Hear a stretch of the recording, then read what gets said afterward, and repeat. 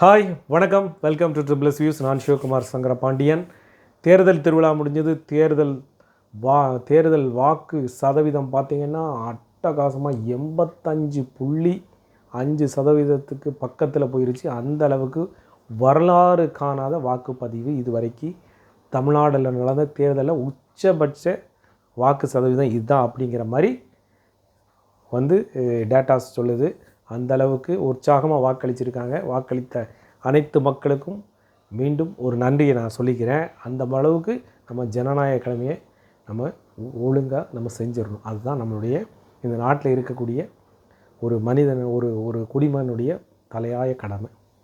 யார் நம்மளை ஆளணும் அப்படிங்கிற ஒரு விஷயத்தை நம்ம தேர்ந்தெடுக்கக்கூடிய ஒரு பெரிய ஜனநாயக உரிமையை நமக்கு கொடுத்துருக்க இந்த அரசியல் சாசன சட்டத்திற்கு நம்ம மிகப்பெரிய அளவில் நன்றி கடன்படணும். அதுதான் உண்மை. சரி, டாபிக்கு வருவோம். இந்த வாக்கு சதவீத உயர்வுக்கு காரணம் என்ன அப்படிங்கிறது உங்களுக்கு நீங்கள் என்ன நினைக்கிறீங்க? நான் நம்மளுடைய சேனல்களெல்லாம் பார்த்திங்கன்னா, யூடியூப் சேனல்லாம் பார்த்திங்கன்னா ஏகப்பட்ட சேனலில் அலசி ஆராய்ஞ்சிட்ருக்காங்க. அவங்களுக்கு ஒரு நல்ல தீனிங்க. உண்மையில் தேர்தல் நடந்ததுலேருந்து ஒரு 23ஆந்தேதி என்றைக்கு நமக்கு 29 செகண்ட் ஃபேஸ் 3ஆந்தேதி வரைக்கும் கிட்டத்தட்ட ஒரு 9 நாள் 10 நாள் அவங்க நல்ல வேட்டையாடலாம். நிறைய டாப்பிக்கை வச்சு பேசலாம். நீங்கள் என்ன நினைக்கிறீங்க, நீங்கள் என்ன இந்த அனுதாபத்தை இதை வச்சு என்ன நினைக்கிறீங்கன்னு ஒரு 4 பேர் உட்காந்து எல்லோரும் நல்லா ஜால்ரா தட்டுவாங்க. ஒரே ஒரு திமுக கட்சிக்கு மட்டும் எல்லோரும் அழகாக ஜால்ரா தட்டிக்கிட்டு இருப்பாங்க. அதிமுகன்னு ஒரு கட்சியை வச்சு நல்லா வச்சு செய்வாங்க. அவங்களாம் ஒரு கட்சியே இல்லாத மாதிரி பேசுவாங்க. அப்படிங்கிற லெவலில் தான் டாபிக் போயிட்டுருக்கு. நல்ல ஒரு 10 நாளைக்கு அவங்க வருமானத்துக்கு இந்த உட்காந்து பேசுகிறவங்களுக்கெல்லாம் நல்ல வருமானம் கிடைக்கும். அந்தளவுக்கு ஒரு கேப்பை கொடுத்துருக்காங்க. எலெக்ஷனுக்கு முன்னாடி எப்படி எப்படி பண்ண போகிறாங்க, என்னென்ன ஆஸ்பெக்டில் திமுகவினுடைய சிறப்புகளெல்லாம் சொல்லி இன்டெரக்டாக அடுத்த கட்சியை சொல்லி திமுகவை உயர்வாக சொல்லிகிட்டு இருந்த இந்த சேனல்கள் இன்றைக்கி எல்லோரும் பார்த்திங்கன்னா வாயடைச்சி போய் நிற்கிறாங்க. நமக்கு எதிராக ஓட்டு விழுந்திருக்குமோ, அப்படி விழுந்திருக்குமோ அப்படிங்கிற உள்ளூர பயத்துலேயும் நாங்கள் தான் ராஜா அப்படிங்கிற மாதிரி பேசிகிட்டு இருக்காங்க. உண்மையில் இந்த வாக்கு சதவீதத்தினுடைய மிகப்பெரிய ஒரு காரணி அப்படிங்கிறத பார்த்திங்கன்னா எஸ்ஐஆர் அப்படிங்கிற ஒரு விஷயம். அது ஒரு 80% காரணம். அதுதான். அது போக இன்னொரு 10% காரணம் அப்படின்னு பார்த்திங்கன்னா விஜய் ஃபேக்டர் ஒரு காரணம். இளைஞர்கள் அதிகப்படியான உற்சாகமாக அழிச்சிருக்காங்க, வாக்குகளை பண்ணியிருக்காங்க. இன்னொரு 10% பார்த்திங்கன்னா இந்த அதிகப்படியாக விநியோகிக்கப்பட்ட பண விநியோகம் தான் இந்த மிகப்பெரிய வாக்கு சதவீதத்துக்கு காரணம் அப்படின்னு நான் நினைக்கிறேன். ஏன்னா அந்தளவுக்கு பணம் முன்னாடி 200 300 கொடுப்பாங்க. அதை வச்சுட்டு ஒன்றும் செய்ய முடியாது. ஆனால் இந்த தடவை கொடுக்கப்பட்ட பணத்தெல்லாம் பார்த்திங்கன்னா இந்த உங்கள் ஊர்லேருந்து அவன் வரணுன்னா அந்த ஊர்லேருந்து வரக்கூடிய செலவெல்லாம் கொடுத்து அவனை எப்படியாவது வர வச்சுருங்க. அந்தளவுக்கு டேட்டா எடுத்து ஒவ்வொருத்தன் வீட்டில் போய் நீ வர சொல்லிடுங்க, அவனுக்கு என்ன பணம் உண்டோ கொடுத்துருவோம். எந்த அளவுக்கு அவன் செலவு பண்ணுறானோ அந்த பணத்தை நம்ம கொடுத்துருவோங்கிற லெவலுக்கு இந்த தடவை பண விநியோகம் நடந்திருக்கு. பண விநியோகத்தை நீங்கள் நிப்பாட்டுறேங்கிற போர்வையில் ஒரு மாதமாக காரு கீருன்னு எல்லாத்தையும் பிடிக்க பறக்கும் படை, நிலையான பறக்கும் படை, அதுக்கு ஒரு கண்ட்ரோல் ரூமு இதெல்லாம் வச்சு எல்லாம் பிடிச்சாங்க. ஆட்களை வச்சு நான் போகும்போது கூட எல்லாத்தையும் திறந்து பார்த்தாங்க. துணி தான் வச்சுருக்கேன்னா அதையும் திறந்து பார்த்தாங்க. ஆனால் அழகாக வீட்டுக்கு அழகாக கவரை வச்சு கொடுத்துட்டு போகிறானே, எப்படியா இந்த பணத்தெல்லாம் கொண்டு வராங்க? உங்களுக்கு தெரியாமையாக கொண்டு வராங்க? அரசியல் கட்சிகள்லாம் நீங்கள் சொல்கிறதுக்கு முன்னாடி எல்லாத்தையும் வச்சுட்டாங்க. பிடிச்சவனை எப்படி நீங்கள் காட்டுவீங்க? பிடிச்சி வைக்கிறாங்க. 30 கோடியை பிடிச்சேங்கிறாங்க, 20 கோடியை பிடிச்சேங்கிறாங்க, எம்எல்ஏவோட உதவியாளர் வீட்டில் பிடிச்சேன்னு வீடியோவாக காட்டுறாங்க. கடைசி பார்த்தா எந்த அளவு நிரூபிக்க முடியுமான்னு நான் கேட்டேன். நிரூபிக்க முடியாது. எந்த இடத்துலையும் நீங்கள் ஒரு இடத்துல நீங்கள் ஒரு வேட்பாளரை நீங்கள் கொடுத்து தேர்தலை நிப்பாட்டி வைங்க. இல்லைனா தேர்தல் அந்த யார் கொடுக்கப்பட்டாலோ அந்த ஆளை தேர்தலை நிற்கிறதுக்கான தடையானை அந்த செகண்டில் பண்ணுங்கள். அடுத்த தடவை எவன் கொடுப்பான்னு பார்ப்போம். நீங்கள் எத்தனை விஷயங்கள் முன்னாடி இருந்த ஒரு 25 வருஷத்துக்கு முன்னாடிலாம் பார்த்திங்கன்னா வாக்கு போடுறதுக்கு வீட்டில் வேனில் வச்சுலாம் கூட்டு போவாங்க, காரில் வச்சுலாம் கூட்டு போவாங்க. உங்களுக்கு வேன் வந்துடும், நீங்கள் ஓட்டு போட்டுடலாம். அந்தளவுக்கு போடுவாங்க. கள்ள ஓட்டுக்கு மேனுவல் ப்ராசஸிங் இருக்கும்போது அத்தனை பிரச்சனைகள் இருந்துச்சு. இன்றைக்கி எல்லாமே கம்ப்யூட்டரில் டேலி ஆகுது. நான்லாம் ஆன்லைனில் தான் ஒரு இடத்துலேருந்து இன்னொரு இடத்துக்கு மாற்றினேன். எங்கேயும் அப்ளைலாம் போடலை. ஆன்லைனில் நான் வீட்டில் இருந்தே மாற்றினேன், கண்டிப்பாக வந்துருச்சு. எல்லாமே வந்து ஆதாரோடு அது கம்பேர் பண்ணி கரெக்டாக வந்துருச்சு. இதுதான் வந்து ஈஸியான ஒரு முறை. உண்மையில் நடந்த விதங்கள் அதெல்லாம் கரெக்டு தான். ஆனால் இப்போ வந்து நிறையா 800 பேருக்கு உள்ள ஒரு பூத்து, நிறைய விஷயங்கள் மாறுபாடு பண்ணதுக்கும் எளிமையாக்குனதுக்கும் தேர்தல் வாக்கு சதவீதம் கூடினதுக்கும் ஒரு சம்மந்தம் இருக்குது. ஏன்னா முன்னாடி 1000 பேருக்கு மேலே வந்து ஒரு பூத் இருந்தது, 800 பேருக்கு ஒரு பூத்தாக மாற்றி பக்கத்தில் பூத்தாக வச்சு ஸ்கூலில் ஒவ்வொரு ஸ்கூல்லையும் பூத்தினுடைய எண்ணிக்கை அதிகப்படுத்தி அதிகப்படியான பணியாளர்களை வச்சு நிறைய வசதிகளை வந்து வாக்கு செலுத்த வர்றவங்களுக்கு நிறைய வசதிகள், பந்தல், வெயிலில் இருக்கிறவங்களுக்கு பந்தல் போட்டு நிறைய வசதிகளை செஞ்சு கொடுத்ததுக்கும் ஒரு காரணம் இருக்குது. அந்த அளவுக்கு மக்கள் விழிப்புணர்வு ஆகி வந்து ஓட்டு போடுறதுக்கு காரணம் இதெல்லாம் ஒரு காரணிகளாக இருந்தாலும் மக்களும் விழிப்புணர்வு அமைஞ்சிருக்காங்க. அது போக பணம் வந்து பண விநியோகம் மிகப்பெரிய ஒரு மாற்றத்தை பண்ணியிருக்கு அப்படிங்கிறது தான் நான் சொல்லுவேன். விஜய் புதிதாக வந்திருப்பவருக்கு மிஞ்சி போனால் ஒரு 5% இம்பேக்டை உண்டு பண்ணியிருப்பார். அதுதான் என்னுடைய நிலைப்பாடுன்னு பார்த்திங்கன்னா. அவர் ஓட்டு 15% வாங்கினாலும் மிகப்பெரிய அச்சீவ்மெண்ட்டு தான். முதல் தடவை ஒருத்தர் வந்து வாக்கு தேர்தலில் நின்று இவ்வளோ பெரிய பர்சன்டேஜ் வாங்குறது மிகப்பெரிய ஒரு கேம் பிளேயர் அவர். சும்மா வந்து ஸ்பாய்லர் அப்படின்லாம் சொல்லக்கூடாது. இந்த இடத்துல மிகப்பெரிய அளவில் அவர் தன்னுடைய அடுத்த கட்ட அரசியல் நகர்வுக்கு இந்த விஷயம் அவருக்கு மிகப்பெரிய ஒரு காரணமாக அமையும். பல அரசியல் கட்சிகளை அவரை நோக்கி முன்னாடி வர்றதுக்கான வாய்ப்புகளை இதில் அவர் பண்ணி மிகப்பெரிய ஒரு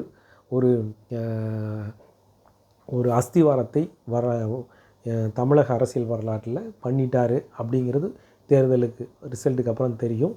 அந்தளவுக்கு விஜயினுடைய இம்பேக்ட் என்பது மாற்ற முடியாத ஒரு சக்தியாக இருக்குது. அதில் மாற்றமே கிடையாது. அந்தளவுக்கு கிரவுண்ட் லெவலில் வந்து இந்த தடவை பார்த்திங்கன்னா பூத்து ஒரு இடத்துல இருந்து பூத் ஏஜென்ட்ஸ் போக வெளியில் வந்து அத்தனை நபர்கள் ஒவ்வொரு இடத்துலையும் இருந்தாங்க. பூத் லெவலில் இல்லாமல் உள்ள கட்சிகள் வந்து ஏகப்பட்ட கட்சிகள் இருக்குது. ஆனால் உண்மையிலே முதல் தடவை ஒரு தேர்தல் நிற்கக்கூடிய ஒரு கட்சிக்கு இந்த அளவுக்கு பேஸ்மெண்ட்டில் ஒர்க் பண்ணுறாங்கங்கிறது மிகப்பெரிய அளவில் ஒரு ஹேட்ஸ் ஆஃப் அவருக்கு சொல்லலாம். அந்தளவுக்கு உங்களுக்கு ஒரு ஈர்ப்பு இருக்குங்கிறத மாறுபாடு இல்லாமல் நம்ம தெரிஞ்சுக்கலாம். இது போக இந்த பண விநியோகம் அப்படிங்கிறது தான் இன்றைக்கி எந்த அளவுக்கு நம்மளை வந்து பாதிப்படைஞ்சிருக்கு. நம்மளுடைய அரசியல், நம்ம திராவிடம் அது இது நம்மளை கல்ச்சர் ஆக்கிருச்சு. மிகப்பெரிய அளவில் நம்ம பெரிய ஆளாகிட்டோம். நம்ம வந்து இந்தியாவிலே நம்ம தான் டாப்பாக இருக்கோம் அப்படிங்கிற ஒரு இந்த விஷயத்தை எந்த இடத்துல போய் நம்ம பார்க்க முடியும்? பணம் வாங்கிட்டு ஓட்டு போடக்கூடிய கல்ச்சர் இந்தியாவில் எந்த இடத்துலையும் கிடையாது. இப்போது தமிழ்நாட்டிலேருந்து ஆரம்பித்த இந்த பழக்கம் நிறைய ஸ்டேட்டுக்கு பரவிட்டு இருக்குது. ஆனால் இதை இன்றைக்கி அதிகப்படியான அளவில் பணம் கொடுக்கறது தமிழ்நாடு தான் அப்படிங்கிறது. கேரளா பக்கத்தில் இருக்கிற நம்ம அண்டை மாநிலம் கேரளாவில் எலெக்ஷன் நடந்தது. நீங்கள் இங்கேயாவது வந்து உழைக்கிறதுக்கு தமிழ்நாட்டை பொறுத்தவரையில் வேலைவாய்ப்புகள் அதிகமாக இருக்கக்கூடிய ஒரு மாநிலம். நிறைய மாநிலத்துலேருந்து இங்கே வந்து ஒர்க் பண்ணுறாங்க. கேரளாவில் வேலைவாய்ப்பே கம்மி. தோட்ட தொழிலாளர்களும் அதிகமாக இருக்காங்க. 300 400 தேயிலை தோட்டத்துலேயும் முந்திரி தோட்டத்துலேயும் வேலை பார்த்து, ரப்பர் தோட்டத்துலேயும் வேலை பார்த்து 500 சம்பளம் கூட ஒரு நாளைக்கு கிடைக்காத நபர்கள்ட்ட கூட கொண்டு போய் ஒரு 300 கொண்டு போய் கொடுத்தா கூட நீங்கள் 2000 கொடுத்தாலும் அவன் வாங்க மாட்டான். செவுட்டோடு அடித்து போடுவான், செருப்புகள்கிட்ட அடித்து போடுவான். அரசியல் கட்சிகள் கொண்டு போய் ரூபாயை கொடுத்தானா அந்த அளவுக்கு அவங்க அரசியல் நாகரிகம் பெற்றவர்களாக கேரளா இன்றைக்கி கேரளா கவர்மெண்ட் அவங்களுக்கு செய்யக்கூடிய விஷயங்கள் பார்த்தீங்கன்னா தமிழ்நாடு அரசாங்கத்தை விட அவங்க அரசாங்கம் அவங்கள மக்களை குறைவாக தான் கவனிக்குது. மிகப்பெரிய அளவில் அவங்கள வந்து நம்மளுடைய அளவில் அவங்க கவனிக்கிறதில்ல. இருந்தாலும் அரசியலை அவன் விலை பேசுவதில்லை என்பது மிகப்பெரிய ஒரு நாகரிகமான ஒரு சமூகம் அப்படிங்கிறது கேரள மக்களை பார்த்து நம்ம புரிஞ்சுக்கணும். அண்டை மாநிலமாக இருக்கக்கூடியது. அந்த இடத்துல கொண்டு போய் ட்ரை பண்ணி பாருங்கள், பார்ப்போம். ஆனால் நீங்கள் நாங்கள் தான் முதல்ல தமிழர்கள், நம்ம தான் பெரிய எல்லாத்தையும் பெருசுங்கும் போது இந்த ஒரு விஷயத்தில் நம்ம பின்னாடி போய் நிற்கிறோம். எவ்வளவு பாடம் பிடிச்சி மச்சு வீட்டுக்காரன் ரூபாய்க்கு வந்து நிற்கிறாங்க, 5000 வந்து நிற்கிறான். அவன்கிட்ட இருக்காத ரூபாயே கிடையாது. 4 கார் வச்சுருக்கவன் 5000 வந்து நிற்கிறான். அந்த அளவுக்கு பணத்தை கொடுத்து விளையாடி இருக்காங்க. ஒரு தொகுதிக்கு 200 கோடி செலவு பண்ணி ஒரே ஆள் வந்து ஒரு 15 தொகுதிக்கு செலவு பண்ணுறாருன்னா ஆயிரக்கணக்கான கோடிகளை செலவு பண்ணி ஒரு தேர்தலை ஜெயிக்காருன்னா எத்தனை 1000 கோடிகளை அவர் எடுக்கிறதுக்கு பண்ணுவாருங்கிறத நீங்கள் இது வந்து பேசிக் எல்லோரும் சொல்கிறது தான். ஆனாலும் எத்தனை 1000 கோடிகளை கொண்டு வரதுக்கு எத்தனை வேகம், மக்களுக்கு சேவ் பண்ணுறதுக்கு அவ்வளோ நீங்கள் வெயிலில் அடிக்கிற வெயில், சுருளில் வெயில் அலைஞ்சி அப்படி கட்டமனா போகிற அளவுக்கு அலைதானே. நமக்கு சேவை நமக்கு ரோட்டில் வந்து வீட்டில் வந்து சேவ் பண்ணதுக்கு அவன் பண்ணுதான். மிகப்பெரிய ஒரு பண விநியோகத்தை தடுக்காமல் விட்டது தேர்தல் ஆணையத்துடைய மிகப்பெரிய ஒரு குற்றம் தான் நான் சொல்லுவேன். இது வந்து நீங்கள் எப்படி போய் நிரூபிக்க முடியும்? வாக்காளரே கொண்டு போய் ரூபாயை இந்தா அப்படின்னு ஃபோட்டோ எடுத்து கொடுத்தா கூட இந்த இதை நிரூபிக்க முடியாதுன்னு சொல்லுவாங்க. கேட்டால் அது மாஃபிங் சொல்லுவாங்க, ஏஏன்னு சொல்லுவாங்க. அடுத்து வந்து இன்னொருத்தன் வந்து இவன் சார்பாக கொடுத்தவனை வந்து அவன் வேறு சார்பாக நான் கொடுத்தேன்னு அவன் பாட்டு அப்பீல் ஆகிட்டு போயிடுவான். இந்த மாதிரி தான் நடந்துகிட்ருக்கு. நிறைய ரூபாய்கள் பிடிச்சாங்க. கோயம்புத்தூரை பொறுத்தவரையில் ராஜவீதியில் அதாவது செட்டிவேல் 30 கோடிக்கு பிடிச்சாங்கன்னாங்க. ஒரு எம்எல்ஏவோட உதவியாளர் வீட்டில் பிடிச்சாங்கன்னாங்க. எந்த அளவுக்கு பிடிச்சாலும் எதை நிரூபிச்சிருக்காங்க? தேர்தல் ஆணையத்தினுடைய மிகப்பெரிய ஒரு கருத்து இன்றைக்கி தமிழ்நாட்டில் எந்த இடத்துலையும் மறுவாக்குவது கிடையாது. அந்தளவுக்கு அமைதியாக நடந்தது, உண்மையாக நடந்ததுன்னு ஒரு ஸ்டேட்மெண்ட்டை விட்டுட்டு போயிட்டாங்க. மேற்கு வங்கத்தை பார்த்திங்கன்னா அடித்தடி ஏகப்பட்ட அளவில் அடித்தடி போய்ட்டுருக்கு. அங்கே 92% ஆகிருக்கு. இந்த 85% இங்கே விஜய் இம்பேக்ட்னா அங்கே 92% ஆகிருக்குன்னா அங்கே விஜய் கிடையாதுல்ல.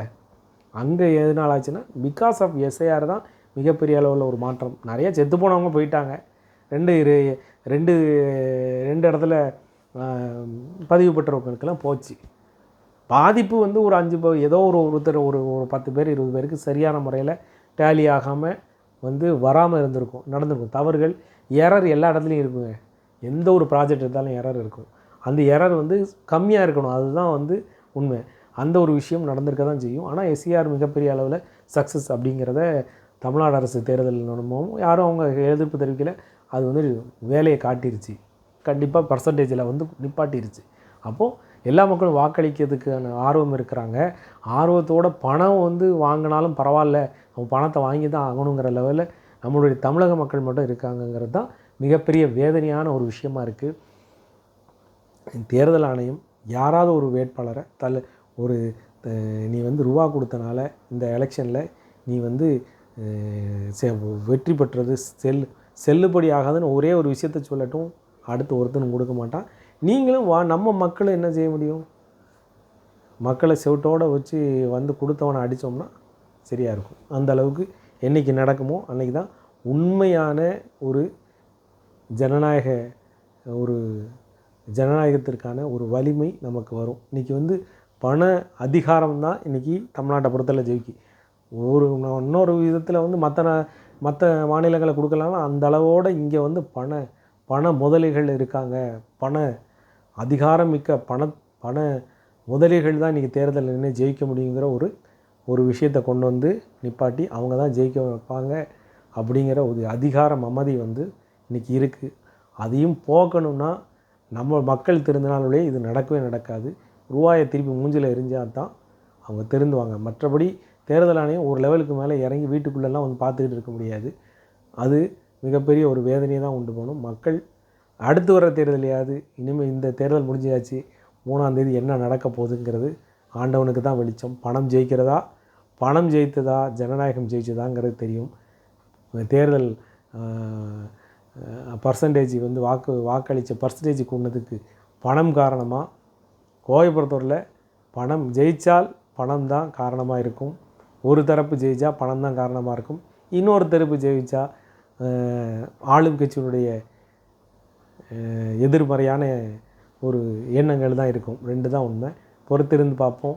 அடுத்த வீடியோவில் சந்திக்கிறேன். நன்றி, வணக்கம்.